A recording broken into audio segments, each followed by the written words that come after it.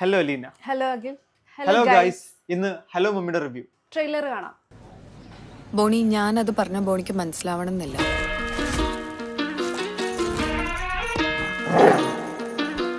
അപ്പൊ ബോണിയുടെ ഒരു കാര്യം പറയാന്. അപ്പൊ കാശലുള്ള കാര്യമായിരിക്കും.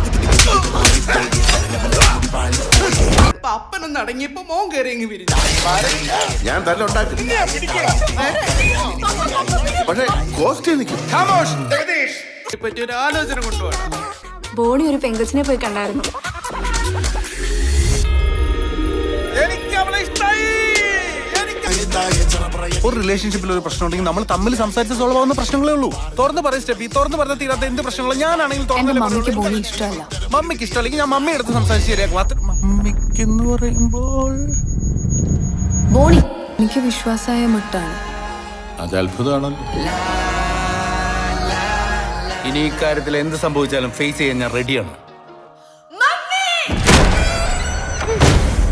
വൈശാഖ് എലൻ സംവിധാനം ചെയ്ത് സാൻജോ ജോസഫ് എഴുതിയ ഹലോ മമ്മി. മമ്മി പുള്ളിക്കാരൻ്റെ ഫസ്റ്റ് പടമാണ്.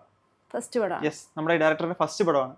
പക്ഷേ ഈ സിനിമയുടെ ഒരു ഏരിയയിൽ പോലും ഇതൊരു ഒരാളുടെ ഡെബ്യൂ മൂവി നമുക്ക് പറയാൻ പറ്റത്തില്ല. പ്രത്യേകിച്ച് ഈ സിനിമയുടെ ഓപ്പണിംഗ് സീൻ ഓർക്കുന്നുണ്ടോ?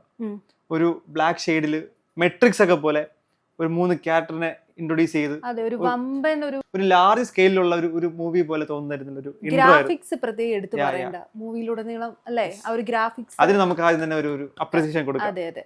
എപ്പോഴും കോമഡി സിനിമ ചെയ്യാന്ന് പറഞ്ഞാൽ ഏത് കാലഘട്ടമാണെങ്കിലും ഭയങ്കര ബുദ്ധിമുട്ടുള്ളൊരു കാര്യമാണ്. പ്രത്യേകിച്ച് ഇന്നത്തെ അവസ്ഥയിൽ.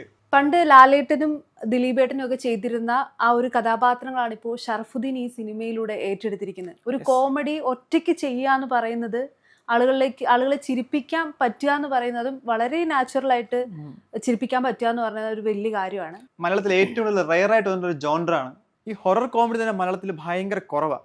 വേൾഡ് സിനിമയിലോട്ട് പോകുമ്പോൾ ഇഷ്ടം പോലെ മൂവി ഉണ്ടെങ്കിലും മലയാളത്തിൽ ഏറ്റവും കുറവ് സിനിമകളുള്ള ഒരു ജോൺറാണ് ഹൊറർ കോമഡി.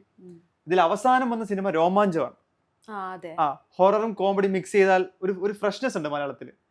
ആ റൂട്ടിൽ വന്നേക്കുന്ന അല്ലെങ്കിൽ ഒരു ഹൊറർ കോമഡി ജോൺർ എന്ന ഒരു കിടിലൻ മൂവിയായിരുന്നു ഈ ഹലോ മമ്മി. ഫസ്റ്റ് ഹാഫ് എങ്ങനെ ഉണ്ടായിരുന്നു? അടിപൊളിയായിരുന്നു. ആ ടൈമിങ്ങും ആ ഡയലോഗ് ഡെലിവറിയും ഒക്കെ എനിക്ക് ഭയങ്കരമായിട്ട് ഇഷ്ടപ്പെട്ടു. ഷറഫുദ്ദീന്റെ കാര്യം എടുത്തു പറയേണ്ടത്. പുള്ളിക്കാരൻ ഒറ്റയ്ക്കാണ് ഈ സിനിമയുടെ കോമഡി ഹാൻഡിൽ ചെയ്തേക്കുന്നത്. വേറെ ആരുമില്ല. പുള്ളിയുണ്ട്, കാണാത്ത ഒരു മമ്മിയുണ്ട്. ഇവര് തമ്മിലുള്ള ഒരു കോമ്പിനേഷൻ ഉണ്ട്. പുള്ളിക്ക് അതിനൊരു ഹാൻഡ്സ് ഓഫ് കൊടുത്തേ പറ്റൂ. അവര് തമ്മിലുള്ള ഒരു എൻകൗണ്ടർ ആയിരുന്നല്ലേ? അതെ, ഒരാൾക്ക് അടി കൊള്ളുമ്പോൾ നമുക്കൊരു സന്തോഷം കിട്ടുന്നത് നല്ല കാര്യമല്ല. പക്ഷെ സിനിമയിൽ അത് ഓക്കെ ആണല്ലോ അല്ലേ? നമുക്ക് ഷറഫിന് ഓരോ തവണ ഇടി കിട്ടുമ്പോഴും നമുക്ക് തിയേറ്ററിൽ കംപ്ലീറ്റ് ചിരിയായിരുന്നു. ഡയറക്ടർ ഒരു പ്രത്യേക ഒരു അഭിനന്ദനം അർഹിക്കുന്നുണ്ട് ഇങ്ങനെ ഒരു കോമഡി സിനിമ നമുക്ക് തന്നേന്. സിനിമയിലെ VFX എങ്ങനെ ഉണ്ടായിരുന്നു? ഗംഭീരായിരുന്നു. എടുത്തു പറയേണ്ട ഒരു പോയിന്റ് ആണ് ഇതിന്റെ VFX. കാരണം ക്ലൈമാക്സ് എപ്പോഴും നമുക്കൊരു സിനിമയുടെ ലൈഫ് എന്ന് പറഞ്ഞാൽ ക്ലൈമാക്സ് ആണ്. ഈ സിനിമയുടെ ക്ലൈമാക്സിലോട്ട് എത്തിയപ്പോഴത്തേക്കും ശരിക്കും ഒരു ലിമിറ്റഡ് ബഡ്ജറ്റ് സിനിമ ആയിരുന്നെങ്കിലും ഗംഭീര ഒരു വിഷ്വൽ ആയിരുന്നു നമുക്ക് തന്നത്. ആ ഫൈറ്റിനും അതിനിടയിൽ ഒരു ചതുര ആ ലൈറ്റും അതിലേക്ക് വരുന്ന ഒരു ഫൈറ്റ് ഉണ്ട് VFXന്റെ. അതെല്ലാം ഗംഭീരമായിട്ട് ചെയ്തിട്ടുണ്ട്. പക്ഷെ അത് മാത്രമല്ല, അതിന്റെ ഇടയ്ക്ക് ഒരു സീൻ ഉണ്ടായിരുന്നു, മറ്റേ കപ്പും ബുക്കും ഒക്കെ വരുന്നത്. സാധാരണ ഹൊറർ മൂവീസിലൊക്കെ ഉള്ളതാണ്. പക്ഷെ നമുക്ക് അത് കോമഡി ആണെങ്കിലും ഭയങ്കര നാച്ചുറൽ ആയിരുന്നു.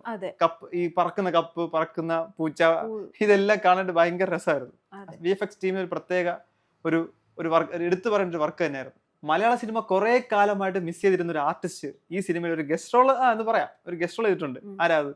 ബിന്ദു പണിക്കർ. യെസ്, ബിന്ദു പണിക്കറിന്റെ ഒരു പഴയ ടൈപ്പ് ഒരു കോമഡി ഉണ്ടല്ലോ, മറ്റേ ഒരു പൊട്ടത്തി കോമഡി. പക്ഷെ പുള്ളി അങ്ങനെ ഒരു ക്യാരക്ടർ ആണെങ്കിലും ഒരു സീരിയസ് ഇമ്പാക്ട് ഉണ്ട് പുള്ളിക്കാരി സിനിമയിൽ. ക്ലൈമാക്സിൽ പുള്ളിയുടെ എൻട്രിയും, നമ്മളൊരു ഗംഭീര എൻട്രി പ്രതീക്ഷിച്ച് അടുത്തൊരു ഒരു ഫൈറ്റ് പ്രതീക്ഷിക്കുമ്പോൾ പിന്നെയും പുള്ളിക്കാരി കോമഡി കാണിക്കുക. സുരാജ് ഒക്കെ ചെയ്യുന്ന പോലത്തെ ഒരു ടൈപ്പ് സംഭവം ഉണ്ടല്ലോ, സംസാരവും. അങ്ങനെ ഒരു രസകരമായ ഒരു കോമഡി പോർഷൻ ബിന്ദു പണിക്കരും ഈ സിനിമയിൽ ഗംഭീരമായിട്ട് ചെയ്തിട്ടുണ്ട്.